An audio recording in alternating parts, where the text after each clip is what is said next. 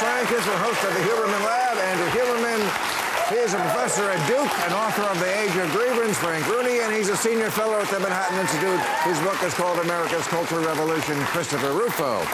Okay, here are the questions from the people out there. What do you think, Andrew, of the rise of Ozempic? How has it changed the way we think about health? Oh, that's a great question. What is your take on Ozempic?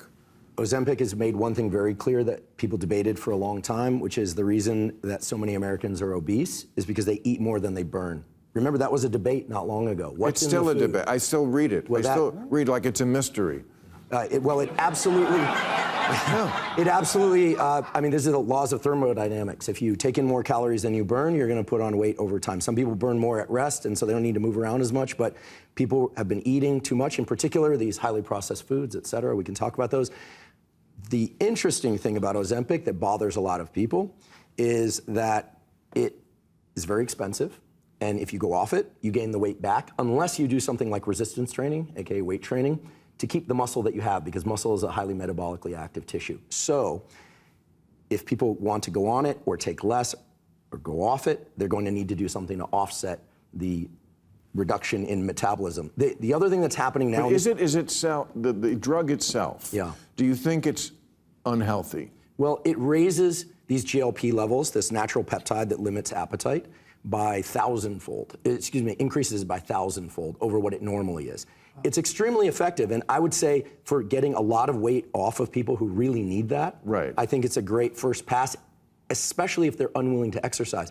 I think anytime a pharmaceutical is on the table is, okay, should somebody take an SSRI? Should they not? The real question is, what are they willing to do instead? If they're willing to exercise, resistance train, and eat well, we then probably don't need Ozempic. But they say Ozempic has other functions, too, that it could be valuable. What I always want to know when they come up with something, and then somebody says, well, it's effective at what we designed it for. I'm like, I'm never arguing with that. I want to know is what happens downstream?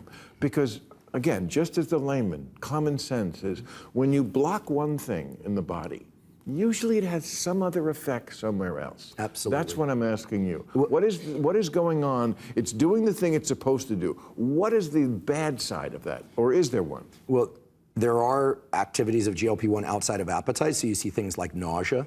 You also see reductions in appetite for alcohol because of the reductions in sugar cravings, so that's considered a positive side effect. There are now a number of people that are looking at this for the treatment of various addictions. I'm not saying it's all good. I will also say that there's a very important thing happening in the legislature now, which is to look at what are called compounding pharmacies. People have realized that you don't necessarily have to buy the super expensive Ozempic from the big pharma companies. You can get it from compounding pharmacies, which are going to give you the same thing. And microdosing of Ozempic in combination with healthy lifestyle, but even just microdosing of smaller amounts, far cheaper, like 1/10 the prescribed dose, far cheaper, and turns out to be pretty effective. So what we're finding is, like most things, it's not all black and white. I'm not either strongly pro or against. However, I will say with confidence that if you exercise, get your morning sunlight, you get your sleep, you try and eat mostly unprocessed or minimally processed foods, you can go a long way towards your health. And I will also say it's clear that most Americans don't want to do that and would rather take a pill. It's just a reality, right? It's just a reality. It's just a reality. But it is interesting, now that we have Ozempic, I hear much less about the body positivity movement, which was always Orwellian. It was always Orwellian to say that being fat was body positivity. It is the exact opposite, or this bullshit about how you could be healthy at any weight. This is your wheelhouse, this kind of stuff. Yeah, I mean, you look at the advertising, and you talked about the Sydney Sweeney ad. That represents a huge sea change. I mean, they tried to pump the airwaves full of propaganda that if you were 400 pounds and you had some kind of esoteric outfit on, that was the new vision of beauty. They had some college kids believing it. But the reality is that people throughout time have an idea of classical standards of beauty. And in our case, in our civilization, there have been an American standard of beauty that actually reflects what people want. And so fat was in at a time. You can see it in the paintings, but it's when people were poor and food was, It's not a sign That's of right. affluence to be. And in certain cultures, like the Pacific Islander cultures, there's different cultural ramifications. But the reality is that more people would rather be, petite, trim, low body fat, then be 500 pounds. And I think that's what maybe in Ozempic your white proves. world, but I mean that's not everybody.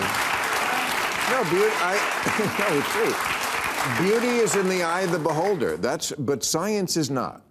Science is not in the eye of the beholder. I mean, you just run up against facts. All right, let's move on. Top comics from the U.S. will perform at a festival in Saudi Arabia next month. I saw the poster. Wow, some friends of mine. What does this suggest about how liberals view the country now? Yeah, I mean, some big names. I mean, Whitney Cummings is going over there. I think Bill Burr, Louis C.K. are performing in Saudi Arabia. Wow. I mean, who's going? Is my question. It seems high risk. It seems like the thing that might end in a public beheading if you say the wrong thing. I don't think. I would keep the jokes right within the lines. Yeah. I don't think this is about politics and how they see Saudi Arabia. I think this is about this. Oh, it is? Yeah. How much are they being paid? Saudi Arabia knows how to bribe. They did it with sports. Now they're doing it with comedy? Yeah. Wow. Political principles tend to go out the window when there's enough money on the table. Maybe Colbert get a job over there.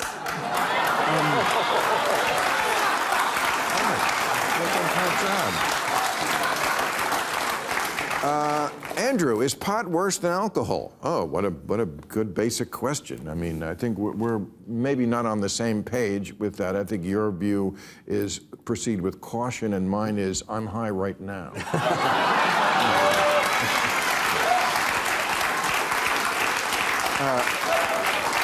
But of course, alcohol's worse than pot. Alcohol's worse than pot. Everything, right? Yeah. Basically, isn't alcohol worse than everything? Yeah. 0 alcohol is better than any. Right. 2 drinks maximum for an adult non-alcoholic per week. It's kind of the upper threshold. Per week. What you can do without starting to increase your risk for cancer, about 5% of all Business cancers. week? Are we talking about 5 business days, or are we? Wow. Weekend exemption. Weekend exemption. Thank you. I mean, drinking's at an all-time low, and I think it's because people realize that, yes, it helps you fall asleep, but your sleep is super lousy. It messes up your gut microbiome. I'm not a teetotaler. I really think that people should do as they wish, but know what they're doing. But in terms of increasing your risk of cancer, especially for women and breast cancer, right. It's unequivocal. And there's yet another study this week that shows that even moderate drinking is bad. If you enjoy drinking, just limit it and do a bunch of other things like get your morning sunlight, get your exercise, eat well, to offset the damage you're doing. How many drinks do you have a day? Apparently way too many. You're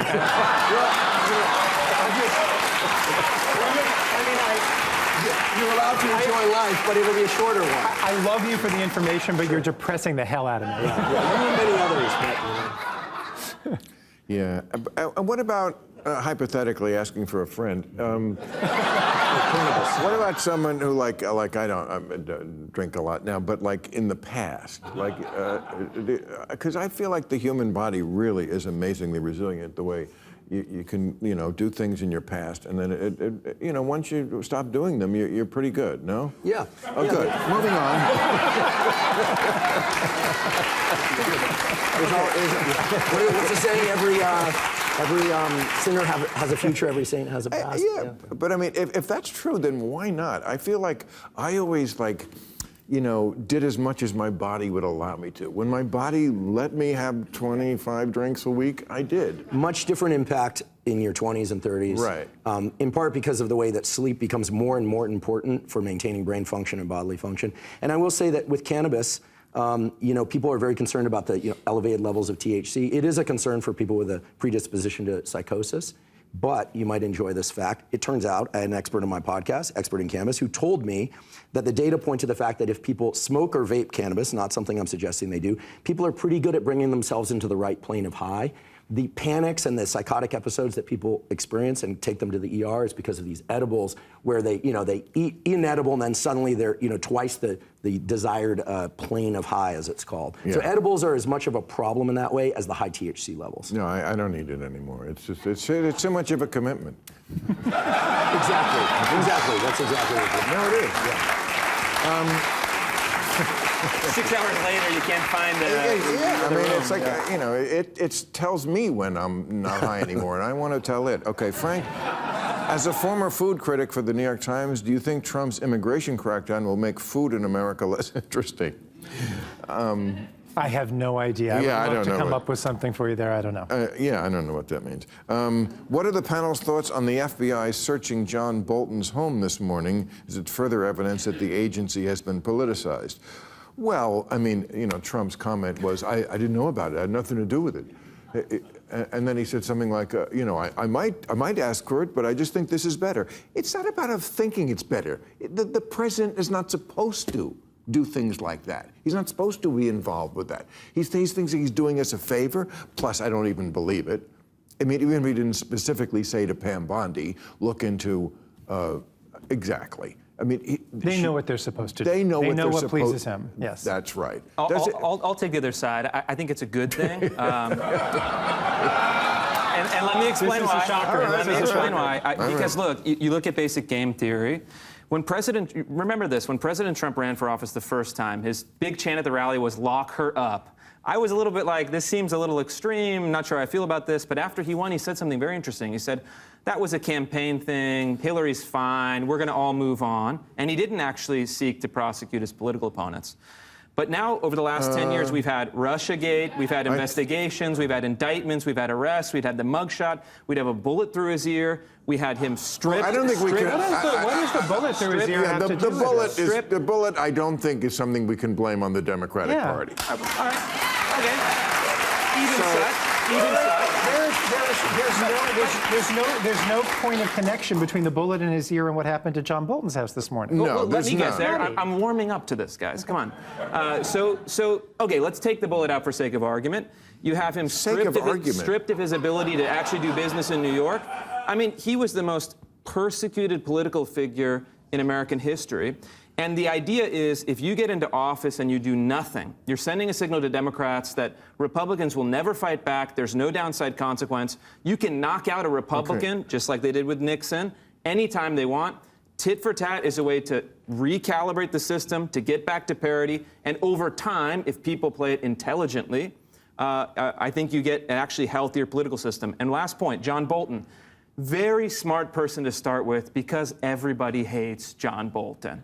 Conservatives, Republicans. So when did that become part of a criminal case? Everybody hates this person. Exactly. So, I mean, and by the way, you're saying not to pick a fight, but you're saying they did it to Nixon. Are you now saying that Nixon did nothing wrong and was wrongly pursued? Yeah, no, I think if you look at the history of Watergate, you see that it was a setup from start to finish. You know, 4 of the 5 Watergate burglars. Listen, 4 of the 5 Watergate burglars were connected with the CIA, were connected with the FBI.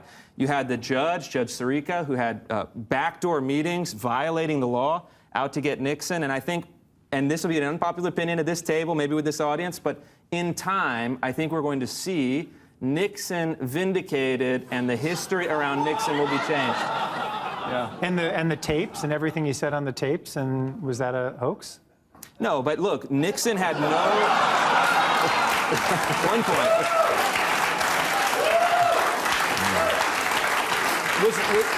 Was Nixon aware of the Watergate break-in before it occurred? I'm sorry? Was Nixon aware? Did he plan the Watergate break-in? Did he have knowledge of it prior to the break-in? I don't know. Actually, I can't access. I don't know. Sure. I mean, that was a long time ago. Yeah. But I mean, Was Nixon engaged in a cover-up? There was smoking guns. Yes. On that tape, on the tapes. There actually was. I don't remember if he actually said break into this specific place, but he definitely said we can get them the money. Absolutely. And the reason not true. He had no knowledge prior to the break-in. His staff came and said, hey, we have this problem. He floated an idea that is a so-called smoking gun, but never acted on it. This is where we are. Nixon vindication by 2035. Okay. Yeah. Andrew, what do you think about drinking raw milk? This show covers all bases. That's what I love about it. No, I mean, I'm serious. Well, I don't drink milk, but no, I don't drink milk either. Yeah. But what about raw? See, again, one of those things. I stopped talking about these things because I'm just a comedian. So how could I know anything? But pasteurization, which of course is a valuable thing, just like vaccines are a valuable thing and much, but they do kill the good bacteria. And we do want good bacteria. I mean, when people are drinking those probiotics, that's good bacteria. But from what I've read and for the people I've talked to, nobody really knows if those probiotics are doing anything. Okay, But if you have unpasteurized goat yogurt, I think that's doing something. Do you eat raw milk products? Not milk, goat. Goat. A lot of people that are lactose intolerant can handle goat dairy. It's a different molecule. Yeah, the gut microbiome, so these trillions of little bacteria, sounds pretty gross, that live in all of us, are essential for mental health and physical health at every level. This is one of the most important discoveries of the last 20 years. Is that where our immune system is? It signals to our immune system all over our body, but a lot of things are made by those bacteria, what are called short-chain fatty acids, the signaling for serotonin production in your brain. All that stuff originates in the gut. It's counterintuitive. It goes back to our earlier discussion about mind-body connection. You would think, oh, how I feel, everything about that is above the neck. No, the body is signaling the brain is signaling the body. The best way to support your gut microbiome is to ingest enough fiber, vegetables and fruits, but also, if you can, to ingest some low-sugar fermented foods. People immediately say, beer? No, not beer. That's not a low-sugar fermented food. Things like sauerkraut, kimchi. So sauerkraut, kimchi, kombucha is great. Some have a little bit of alcohol, just mindful of that for kids. Raw milk products, yes, can support the gut microbiome. The sourcing and the handling of those raw milk products is very important because if you allow a lot of bacteria to flourish, you do introduce the risk of contamination. And there have been some instances where kids and adults have gotten pretty sick from raw milk products. However, if they're handled well, a lot of these raw milk products are quite good for the gut microbiome. I'm not going to recommend anybody. You do you. I'm just going to throw this into the mix on this. Most people have had antibiotics, right? Some people have had a lot of them. What do antibiotics do? They kill the good bacteria. They kill as many bacteria as they possibly can. Including the good bacteria. Including the good bacteria. And that's why something like unpasteurized, again, not recommending, to me is valuable. Yeah, sure. Because you have to replace those good bacteria because, again, when we're hungry, we're not really hungry. It's all those trillion things wanting to be fed, is it not? That's right. A lot of our hunger mechanisms arise in the gut. When you eat sugary foods, independent of the taste of those sugary foods act on cells in your gut that communicate with the dopamine system of your brain, the desire centers in your brain, and cause you to want to eat more. Try this. The next time you eat something that's kind of bad, or you have a scoop of ice cream or something, or you have a piece of chocolate, delicious chocolate, one of the first subjective experiences you have is more. I want more. Not, oh, I'm relishing in the taste of it. So low sugar fermented foods are the best way to go. If you are confident in the sources of your raw unpasteurized dairy, okay, there is some risk there, but okay. And yes, if you're taking antibiotics, that's why they tell you to take some, quality Greek yogurt or Bulgarian yogurt. It's also because you're relishing in the taste of it. I mean, that's right. Taste is a big factor. I don't normally eat sugar, but occasionally if I'm at a restaurant, somebody orders dessert and I have a bite of it, I'm like, oh my fucking God, that's good. Yeah, and I see what I see what the temptation is. Listen, from the time we're born, we have a hardwired system for seeking sugar. It's just delicious. But you approach it like an adult. Like you're not eating like a child all day long, eating pastries and cookies. Most adults in the United States eat like children, and most children, unfortunately, are eating very poorly. High sugar, high carbohydrate and sugar combinations. If we look to Europe, for instance, they eat desserts, right? On average, traditionally, they've been healthier, at least better BMI, thinner, et cetera. The reason is they eat desserts for dessert. They're not eating it for breakfast, lunch, and dinner. Hamburger buns, hot dog buns here, most of the breads in the United States carry a lot more sugar. And so, these so-called hidden sugars, it's not that sugar is poison, it's the volume of sugar that we're eating and that we're not even aware that we're eating. You know who had too much sugar? Nixon. Thank you very much. We gotta go.